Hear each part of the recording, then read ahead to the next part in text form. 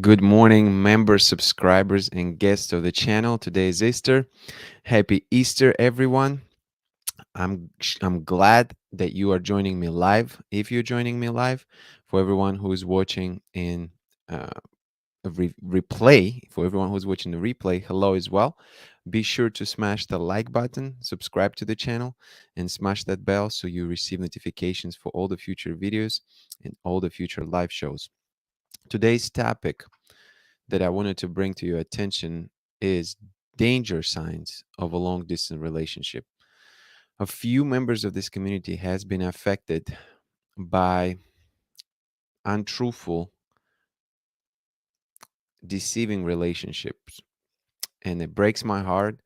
I've been in contact with them over this last week. It's really difficult to see someone to go through what they've been going through, dating someone overseas, thinking that they have a real thing, just to find out that it wasn't, that the person on the other end had ulterior motives. That person did not want anything serious with them. As you can imagine, it's just a dreadful situation to be in. I wanted to talk about this topic in a little bit more depth today and help people to recognize some of the signs that this relationship might not be real and somebody is trying to deceive you. So let's start with potential ulterior motives.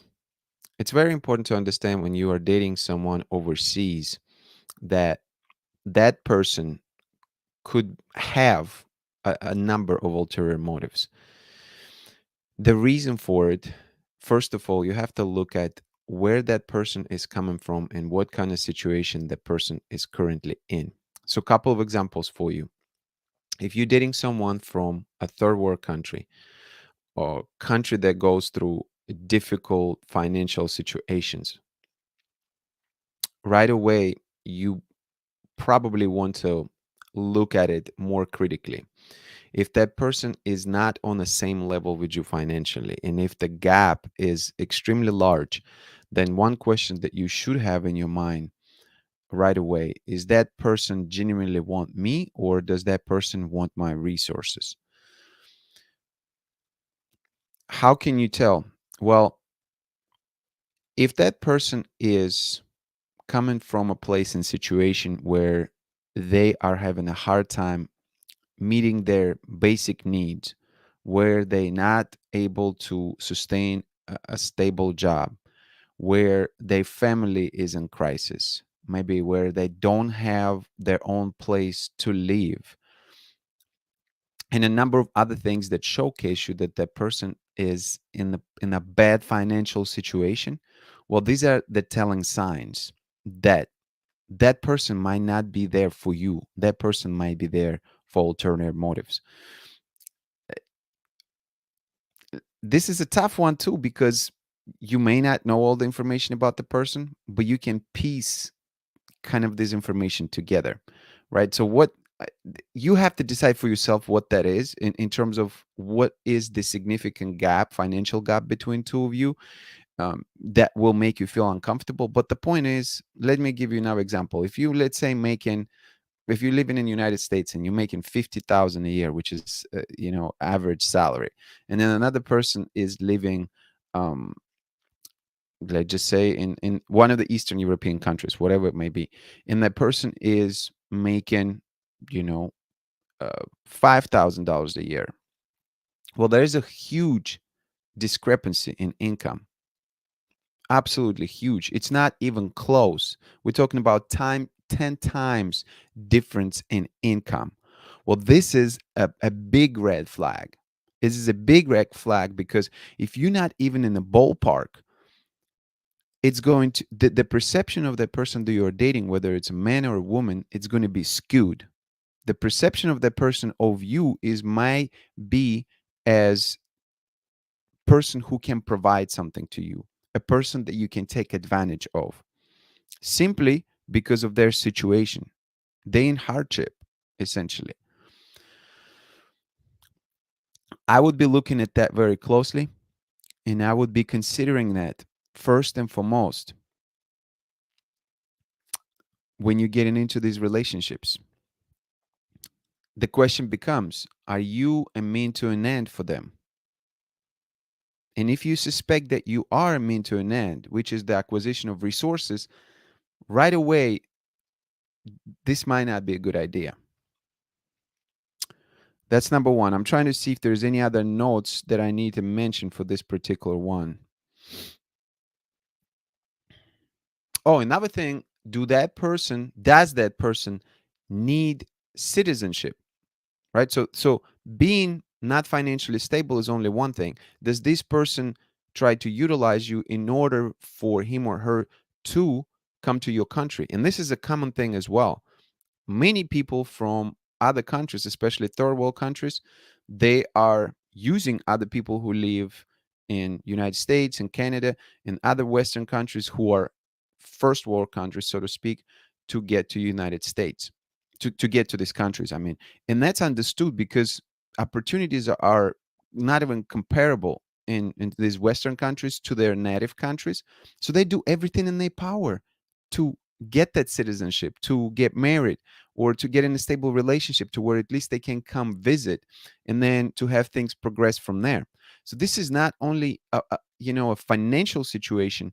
That could be a number of ulterior motives um, on their part, and acquisition resources, getting the citizenship, definitely direct financial help, even like little things like presence and support from you. All those things could fall under this category of potential ulterior motives.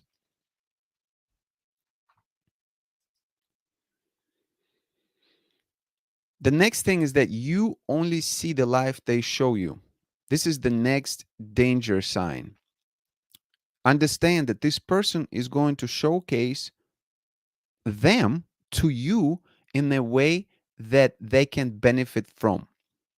When you speak with them on FaceTime, for instance, they're going to present themselves in that moment in the best possible light, right? They're not going to show you all the fluff, all the bad things, all the negative things that might be going on in their life. They're going to put up sort of this performance, so to speak, in order to impress you the best way. And that's understood. We all want to put the best the best effort forward when we date someone. So that part of it is understood. What's concerning in those type of situations is that you don't know their environment. You really don't know their inner circle. You don't know their day-to-day life potentially. Most likely you don't, especially in the beginning. You don't have this face-to-face interaction. And why face-to-face interaction is so important? You can say whatever you want about, you know, great opportunity to have video interaction with them. That's understood. But the inability of having a direct interaction with them is going to uh, uh, remove the possibility for you to pick up on little details in their communication every day. You're not going to be able to see how they respond to you in real time situation. You're not going to see what they act like when you directly interact with them, when there is no way to hide behind the camera. You're not going to see another some important things. You're not going to be able to see their family, their friends, their maybe coworkers that you would have seen otherwise somehow, maybe not right away, but eventually you would have seen by being around them. You're not going to see their direct environment. So you're not going to be able to see, the place that they live. Are they a messy person? Are they an organized person? These things matter. They matter a lot because all this information allows you to build a perception, build a profile, so to speak, of that person. And it's very, very hard to do online. It is much easier to do in person. Another reason why is because when you interact with someone in person, you can tell whether they get on dates on time, how they actually look on dates. So there's all these things that you're able to see in person when you're meeting with that individual versus seeing those things online, right? Because when I come to meet you on a date, I have to get on the date on time. I have to actually look good or somewhat good, or at least I got to make sure I put in a little bit of effort in my appearance and my hygiene. I got to make sure I communicate with you a certain way. All these things matter when you communicate face to face versus communicating online. So, this is the second thing. They may showcase the life that they want you to see, only the life that they want you to see. Now, keep that in mind. The next thing is things are incongruent. This is when you find out something about them that is different from, again, what they actually wanted you to know. So maybe they told you that they have a full-time job, but you find out that they're currently not working. Maybe maybe they wanted you to know that they saved a lot of money and they live off their savings, but in fact they borrow a lot of money from someone, so they're in debt. Um, this could mean that you um, you end up catch them on little lies, or you notice little lies that continue to build up. All right, so maybe at first it was insignificant, maybe they forgot to mention something, but then there were two or three instances where they lied about things, and then you start noticing a pattern of lies with them. That's a huge red flag. Anytime that lies uh, interfere or penetrate, I guess, a relationship, that is a terrible sign, because lies and good relationship should not be synonymous with one another. It should never be part of your relationship, just my opinion. Once somebody is lying, it's a tough thing to fathom the reason why. I think that if person looks out for your best interest, lies are never acceptable. You can always explain the reason why you in a certain situation, or you can always tell the truth and let the chip fall where they may. But lying about things is terrible. So the question becomes, do you see any incongruities? Are you noticing something that they are not following through on? Is there some clear signs that they are not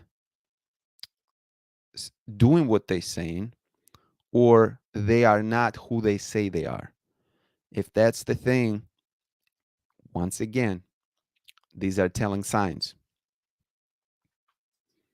The next thing I want to talk about, asking for favors and help early or consistently. I am going to be very specific here, very particular.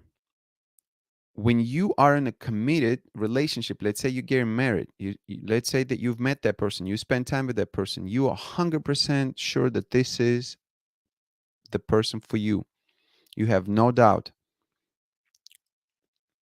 I don't have a problem, with you helping your significant other. You already vetted that person out. You already 100% sure, once again, who that person is. And if you're in a better situation, use your best judgment. Of course, you're going to help someone you're going to get married and spend your life with.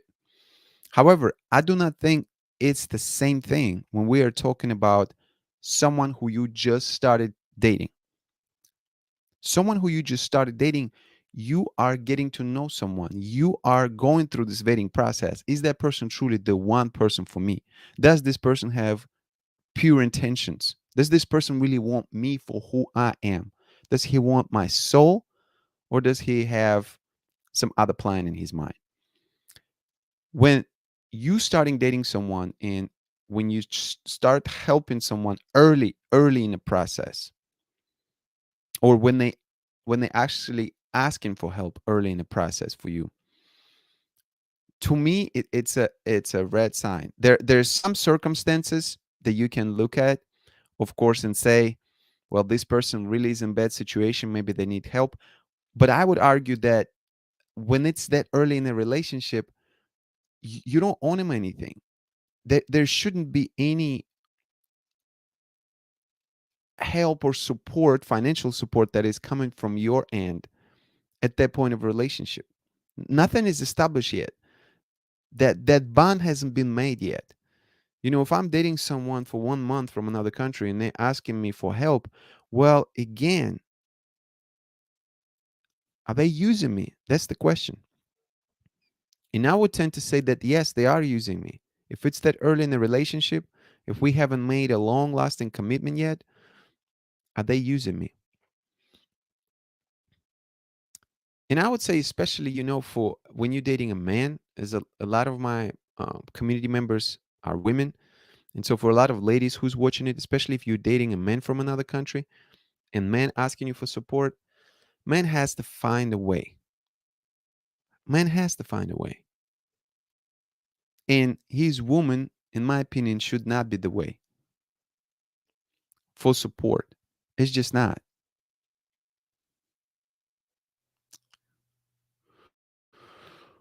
Uh, let's see. This is pretty much it when it comes to this. This is this is really black and white for me. Somebody's somebody start asking you for favors and help early. You ask them for help in return, or do an eye for an eye type of situation. Okay, I'm gonna do this for you, but can you do something for me? See if they're going to do something for you in return. Maybe it's not monetary, maybe it's something else. Maybe they can make something for you with their hands. I don't know, something, just to test the waters. You understand what I mean? So it's not one-way street. Find out if they're going to be willing to invest their time and their effort into you, just like they want you to invest their resources into them. That could be one way to handle it.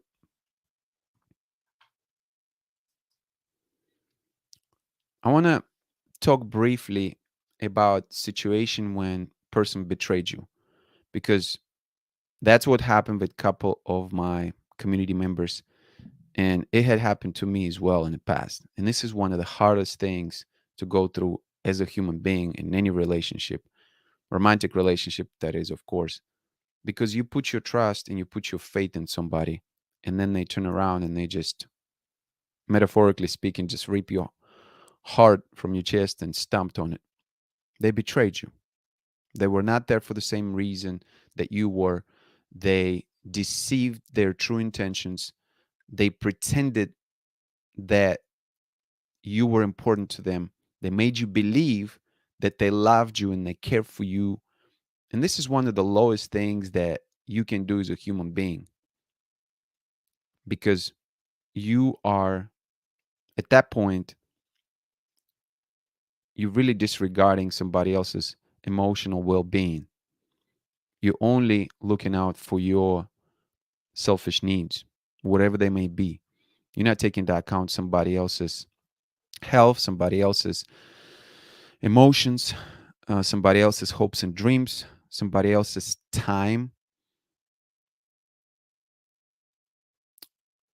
And that's extremely sad. If that happened to you, couple things that I want to say. You never had a true relationship with that person. As hard as it may be to hear for you, you've you've had an imaginary relationship that you probably loved, and the idea of being with that person that you probably cherished, but that person never was there truly with you mentally. That person never truly loved you to begin with. and and as hard as it may be, and as difficult as it may seem emotionally to cut ties with that person, there is no really other choice. Once you know that that's the case, once you know that that person deceived you, it's time to say goodbye. And yes, You're going to have to go through very difficult time. But the alternative is worse. Alternative of trying to hold on to a deceiver, to a liar, far more worse than saying goodbye to this illusion. And the reason I use word illusion once again is because you thought you had something that you did not. It's a mirage. You know how in a desert you are, well, in some of the movies, I haven't experienced it and hope that none of you will ever, but in the movies, when somebody's walking in a desert for a long, long time, they becoming so delusional because of dehydration that they start seeing things. It's called mirage. This sort of how it works with these type of relationships. One person is seeing things that another person is trying to show them, but it's only an illusion. It never really existed in real life. You've only seen it because somebody else has created that impression for you, and that's on them. That's their fault. They were doing that deliberately the entire time to deceive you. You thought that that was real, but in fact, it was only an illusion. So since it was only an illusion, let go of it. Let go of it. Realize that that was not real. And you deserve real things in your life. And another big point as to why you should let go as soon as possible, as hard as it may be, is because karma will put someone worthy in your life. I truly believe it. I believe in energies and I believe that things come around. And also, but a lot of it, not all, but also, but a lot of it has to do with your ability to receive the blessing once again. If you holding on to an illusion, the it's sort of like if you still within that mind frame, it's hard for you to receive the next blessing. You see what I'm saying? And by the way, I'm not a psychiatrist. I'm not a professional of any sort. Take everything I say with a grain of salt, please. This is just my opinions, but I truly believe that in order for you to get to that next person, not just next person, but to the really good person for you, to your person, you need to be able to let go of that illusion, that previous illusion. That must go. You have to clear the temple, you have to clear the house first. You have to center yourself back into a position where you can heal first. And healing requires letting go emotionally of that illusion. As hard as it may be, that's the right thing to do. At that point, you would forgive that person. As hard as it may be, you would forgive that person, not for them but for yourself. You would forgive that person so you can heal, so you can accept the blessings in the future for the right person. Think about it in real life. If you're going to see an illusion, if you know for sure that you've seen like a reflection in the water of the sun a certain way, you're not going to think that that's gold there. It's just a reflection of the sun in the water. It's not gold, it's not real. Same thing. When you find out that this was just an illusion, it was not real, it's time to let it go. It's time to move on emotionally, mentally, spiritually. It's time to leave that place. It's time to go to the next place. It's time to get centered. It's time to get healed for yourself so you can accept the truth that's coming soon. I believe it.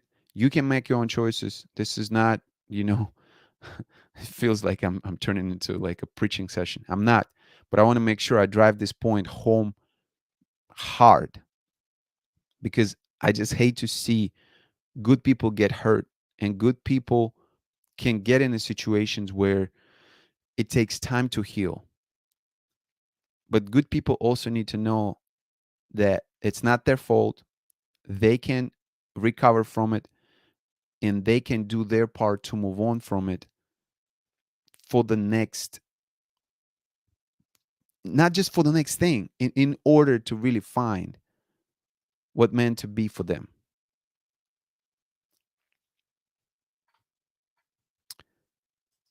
Let's look at some comments, shall we?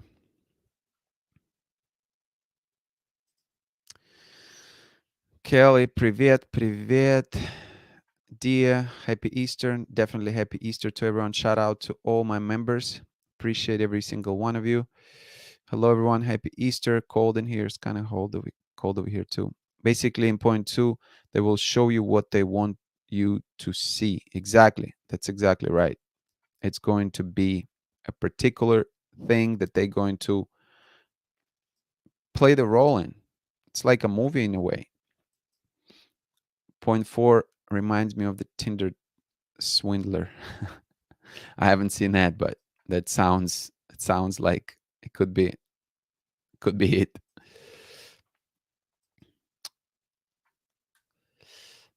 My friends, if you're just joining us or if you are watching recording of it, make sure to smash the like button. Make sure to subscribe to this channel if you haven't already. Make sure to hit the bell for all the future notifications of videos and live shows. If you have any questions, please submit a comment and let me know what your question is. Um, I will be happy trying to answer any of the questions you might have. And I want to make sure I thank everyone who joined this live today. This was a rather quick one. So um, we had Diana in the house, we had Lindsay in the house, we had Kelly in the house, we had D in the house, we had V in the house, and we had Heather in the house. If I missed you, then be sure to submit a comment. But I appreciate every single one of you for joining. Thank you so much, Heather. I appreciate it. Please take care of yourself. Please start paying attention to these signs. Would you like me to make more videos on this topic? Would you like to learn about more signs and continue this conversation surrounding this, I would say, controversial topic?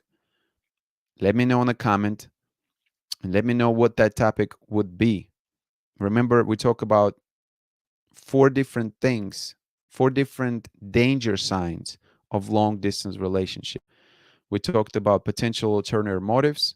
We talked about you only see the life they show you. We talked about things are incongruent or when things are incongruent. And we talked about asking for favors, help early or consistently. Is there something else within this topic, danger signs of a long distance relationship, that you would like to talk about? Please let me know in the comment, okay?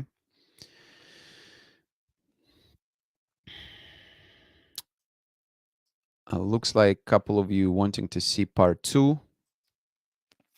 Appreciate your feedback. Um, I gladly accept any ideas you can have, but I will think of what other things we can address when it comes to this. I appreciate every single one of you. Thank you so much for joining live. I hope you have an amazing Easter today. Take care of yourself, take care of your families, take care of your friends. Remember that this is a great time to be grateful every single day, being grateful for what you do have. There's so many things that we can really focus and appreciate that we have in life. There's so much knowledge, there's so much wisdom, there's so much support that we can get. Yes, of course, there's a lot of negativity in the world. We know that. But we also have the opportunity to focus our mind on things that will facilitate growth, facilitate peace, facilitate harmony, joy, all these great things that will make us better. That's what I want to encourage you to do today. Thank you so much for joining. I will be seeing you soon. I will go live again next weekend. Stay up to date, I mean, with updates through my Facebook. Facebook. What it has to do with Facebook? Through my YouTube community tab and through my Instagram page. I will be updating you on the day and time. Most likely it'll be next Sunday again. But I appreciate you joining this time. Have an amazing Sunday, yo. Peace.